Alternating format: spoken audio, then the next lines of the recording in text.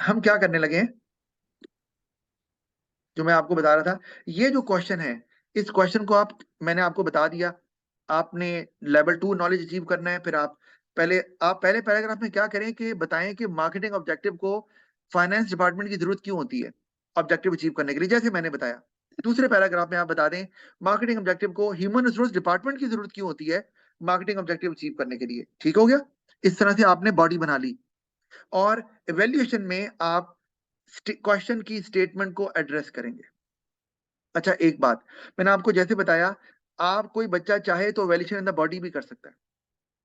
ये बात याद रखिएगा। यानी कि अपने पहले आर्गुमेंट में जहां पर आप मार्केटिंग ऑब्जेक्टिव और मार्केटिंग और फाइनेंस डिपार्टमेंट के क्लोज रिलेशन की बात कर रहे हो, तो वहां ये भी, यहाँ पे आप कह भी सकते हो कि ये देखें जी, ये रीजन है जिसकी वजह से मार्केटिंग डिपार्टमेंट को क्लोज इंटरेक्शन की जरूरत पड़ती है मार्केटिंग फाइनेंस डिपार्टमेंट से। तो ये वैल्यूशन हो गई।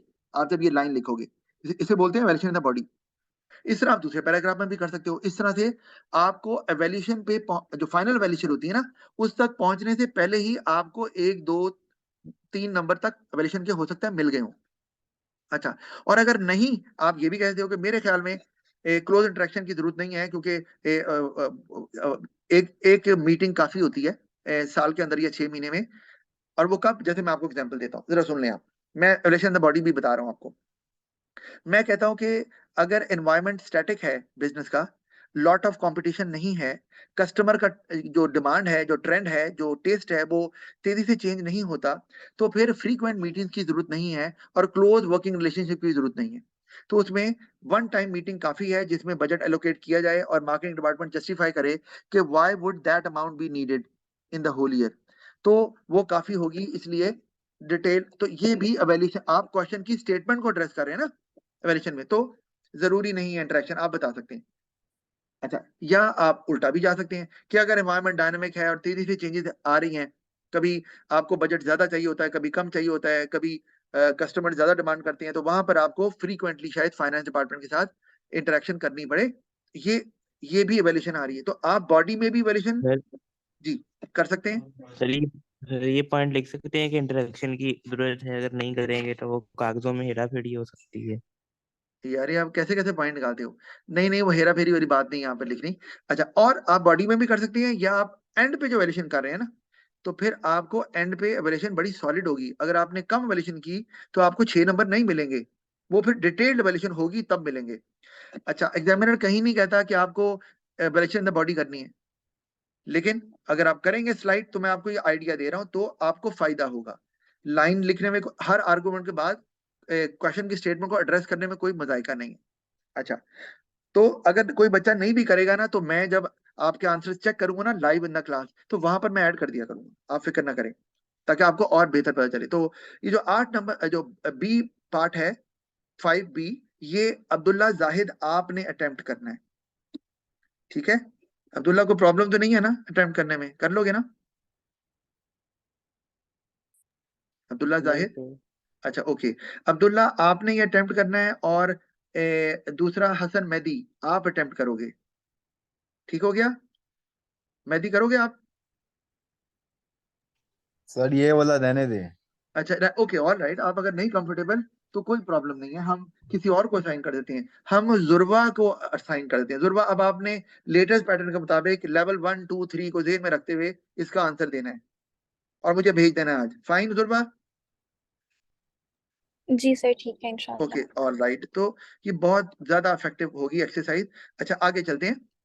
आगे आगे हमारे पास ये छठा सवाल हम छोड़ रहे हैं। छठा सवाल हम क्यों छोड़ रहे हैं? क्योंकि अब 20 नंबर का सवाल आपको आता ही नहीं है। Up now there are only 2 questions in section B and you have to attempt only one. नीचे आ जाते हैं 7A के ऊपर। लिखा है analyse the benefits to a business of using a cash flow forecast. तो मैं यहाँ क्या कर रहा हूँ कि मैं यहाँ पर इस दा को हटा के यहाँ लिख रहा हूँ 2, क्योंकि अब नए पैटर्न में 2 आएगा। 2 का बेनिफिट, 2 बेनिफिट्स आपको बताने होंगे। तो आपको कैश फ्लो फोरकास्ट के 2 बेनिफिट्स बताने हैं बिजनेस को। अब आप गौर करें, तो यहाँ पर आप बिजनेस का जिक्र हुआ है, इसका मतलब है यहाँ एक चीज आपको करनी पड़ेगी। क्या? कोई बताएगा क्या करना पड़ेगा? सर वो एप्लीकेशन करना होगा। सिनेरियो एप्लीकेशन, बनाना पड़ेगा। जी सिनेरियो बनाना पड़ेगा आपको, या तो बिजनेस के एनवायरनमेंट को मेंशन करना पड़ेगा क्या है, या बिजनेस की नेचर के इंटरनल एनवायरनमेंट क्या है, क्या किस प्रोडक्ट में डील करता है, कौन सी इंडस्ट्री में है, वो बताना पड़ेगा। और इसमें भी वही है, 2 नंबर नॉलेज के, लेकिन लेवल 1, ठीक है, लेवल 1 जल्दी से कर रहा हूं मैं, ठीक है। 2 नंबर एप्लीकेशन के, बार बार क्यों लिखूंगा मैं, ताकि आपको याद हो जाए। 8 नंबर में 2 नंबर एप्लीकेशन के, लेकिन लेवल 1, और 4 नंबर एनालिसिस के, लेकिन लेवल 2। तो ये आपके जहन में बैठ जाना चाहिए। अच्छा आगे, तो इस सवाल में भी कोई प्रॉब्लम नहीं होनी चाहिए। आपने एक बिजनेस को कैश फ्लो फोरकास्ट के फायदे बताने, ये बहुत आसान है, तो आप आसानी से बता सकते हैं। अच्छा, मैं ना एक आपको बात बताने लगा हूं, क्योंकि वैसे तो यहाँ पर करनी नहीं है, क्योंकि वो लेवल 2 नॉलेज नहीं पूछा, लेकिन बता रहा हूं सिर्फ आपको। लिखा है कैश फ्लो फोरकास्ट के फायदे बताएं। तो आपने अगर लिखा कि easier to obtain loan from the bank, और फिर आप इस बैंक लोन को आगे डेवलपमेंट में लेकर चले, तो आपके एनालिसिस के तो नंबर मिलेंगे, लेकिन आपका नॉलेज लेवल 2 कंसिडर किया जाएगा, राइट। तो ये इस तरह से आप लेवल 2 नॉलेज बना सकते हैं। अच्छा आगे चलते हैं हम। अच्छा, ये ए पार्ट मैंने किसको देना चाहिए, कोई चैट में कुछ कह रहा है, सर ये 8 मार्क्स वाला मैं कर लूंगा। हसन आपको तो, अच्छा okay, Hasan Mehdi, all right, good, great, बहुत अच्छी बात है ना, ये हुई ना बात। तो अब इसका मतलब है हसन आपने करना है 8 वाला क्वेश्चन, और कौन सा बच्चा, मिनाल आपको कोई दिया क्वेश्चन मैंने दिया है, ऑल राइट। सुलेमान साहब आप करना चाहेंगे, जी सर, मुझे दे दिया आपने। आपको दे दिया। सुलेमान आप करना चाहोगे अटेम्प्ट 8 वाला, सुलेमान? अच्छा एनीवे मेरा ख्याल है शायद वो है नहीं इधर, तो इसलिए वो नहीं है अभी। बच्चे आज रिलेटिवली कम आए हुए हैं, तो ये सवाल असाइन करना मुश्किल हो रहा है मुझे किसी और बच्चे को। तो अच्छा ओके सुलेमान, तो ये सुलेमान और जो है हसन मेहदी, आप दोनों कर लोगे, फाइन। आगे चलते हैं, अगला सवाल आ गया आखिरी, डिस्कस द व्यू। वही बात, मैं इसको चेंज कर रहा हूँ, डिस्कस नहीं आता, अब आता है वैल्यूएट। और valuate the view that the most important factor in the success of a restaurant is the availability of accurate cost information. और आपको पता है इसमें अब रेस्टोरेंट का जिक्र आ गया, तो उन्होंने कॉन्टेक्ट खुद ही दे दिया, लेकिन जेन में रहे कि मोस्ट इंपॉर्टेंट फैक्टर की बात हो रही है। तो आपने बॉडी में जब आप एनालिसिस कर रहे हैं, तो उस वक्त मोस्ट इंपॉर्टेंट फैक्टर की तब बात करनी है जब आप वैल्यूएशन कर रहे हैं। मैं आपको एग्जांपल भी देता हूं, अच्छा पहले सुन लें। अच्छा, तो एक्यूरेट कॉस्ट इंफॉर्मेशन की बात हो रही है, ये आपने ध्यान में रखना है, ठीक है। अच्छा, लेकिन इसमें पहले हम डिस्ट्रीब्यूशन देख लें, तो 2 नंबर इसमें नॉलेज के हैं, लेकिन नॉलेज आपको लेवल 2 पर लेके जानी है। 2 नंबर एप्लीकेशन के हैं, लेकिन इसमें भी आपको एप्लीकेशन लेवल 2 पर लेके जानी है। और उसके बाद आपके 2 नंबर एनालिसिस के हैं, लेकिन एनालिसिस भी आपका लेवल 2 पे जाएगा। और उसके बाद 6 नंबर आपके वैल्यूएशन के हैं, लेकिन वैल्यूएशन जो है वो आपकी जाएगी लेवल 3 पे। और वैल्यूएशन आप अगर बॉडी में साथ साथ करें तो बहुत अच्छी बात है, आपके मैक्सिमम नंबर आएंगे। अच्छा, अब मैं आपको एग्जांपल देता हूं, लिखा हुआ है evaluate the view that the most important factor in the success of a restaurant is the availability of accurate cost information। ठीक है, आपने accurate cost information का एक एडवांटेज बताना है अच्छा सा, ठीक है। ये नहीं कहना कि मोस्ट इंपॉर्टेंट है, अभी नहीं, स्टार्ट नहीं ऐसे करना।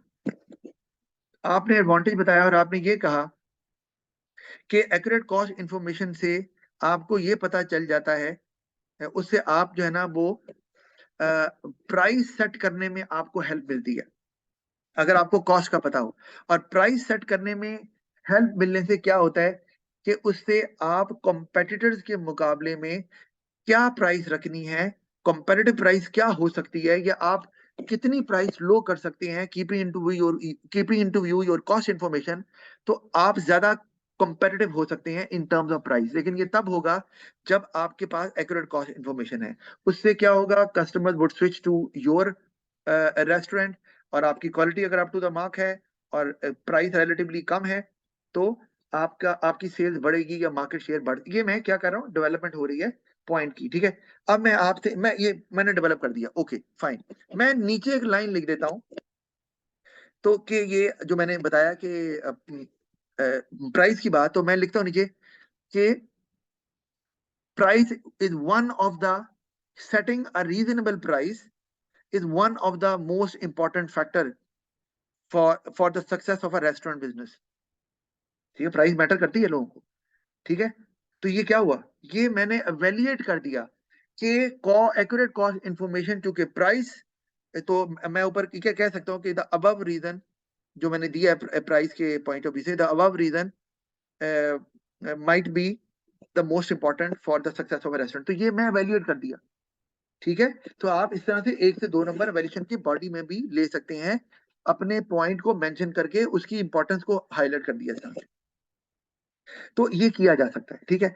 अच्छा, रेस्टोरेंट में अब अगर बहुत ज्यादा, क्योंकि यहाँ पर खाली रेस्टोरेंट लिखा है, वो ऑर्डिनरी भी हो सकता है, वो बहुत महंगा भी हो सकता है। तो अगर मैं एवेल्यूएशन में ये लिख दूं कि if it is a restaurant which is for medium income group, और it is an ordinary restaurant, और it is for people who have medium income, ठीक है, तो फिर मेरा ये वैल्यूएशन बहुत स्ट्रांग बन गई ना, कि जी फिर प्राइस तो बहुत मैटर कर रही है, क्योंकि प्राइस आप कम करेंगे तो लोग सारे आपको स्विच कर देंगे। क्योंकि जो मीडियम इनकम, जो मीडियोकर्स हैं या जो रिलेटिवली लोअर इनकम है जिनकी, वो तो सबसे पहले देखते हैं प्राइस को बिफोर विजिटिंग अ रेस्टोरेंट, ठीक है। तो आपने जब बता दिया कि वो रेस्टोरेंट लग्जूरियस नहीं है, तो फिर प्राइस का अमल दखल आ गया। तो आप इस तरह कहते हैं कि accurate cost information might play a vital role in setting a price which is crucial for the success of an ordinary restaurant, yeah, for a restaurant uh, which is offering food items to people having uh, medium incomes, ठीक है, या relatively lower incomes। तो ये evaluation बन गया। अच्छी, मैं बता रहा हूँ, एक जो मैंने बात बताई है, रिलेट कर दिया, इस एवेल्यूएशन के आपको 2 नंबर मिल जाएंगे। अच्छी बात नहीं है? तो 2 नंबर इस तरह और ले लो, 2 से ज्यादा भी मिल सकती हैं, क्योंकि मैंने डेवलपमेंट के साथ लिंक कर दिया ना इसको, ठीक है। तो इस तरह से आप बॉडी में वैल्यूएट कर सकते हैं। अच्छा, एंड पे जब आप दूसरे पॉइंट में भी आप इस तरह वैल्यूएशन कर सकते हैं। एंड पे आके आपने ओवरऑल बताना है कि क्या accurate cost information most important factor है। आपकी मर्जी, आप किसी भी साइट पर जा सकते हैं। आपके ये कॉस्ट इंफॉर्मेशन मोस्ट एक्यूरेट सबसे इंपॉर्टेंट फैक्टर नहीं है, और भी फैक्टर इंपॉर्टेंट है, जैसे कि क्वालिटी ऑफ द फूड, ठीक है। फिर आप कह लें कि the way food is served, the environment of the restaurant, yeah, the staff, how trained, how well informed the staff is. क्या है जी Ahmad sir, I'll do 5 marks 1 also। जो आपको सवाल दिए हैं आपने वही करने हैं, ज्यादा नहीं करने, मैं चेक नहीं कर पाऊंगा।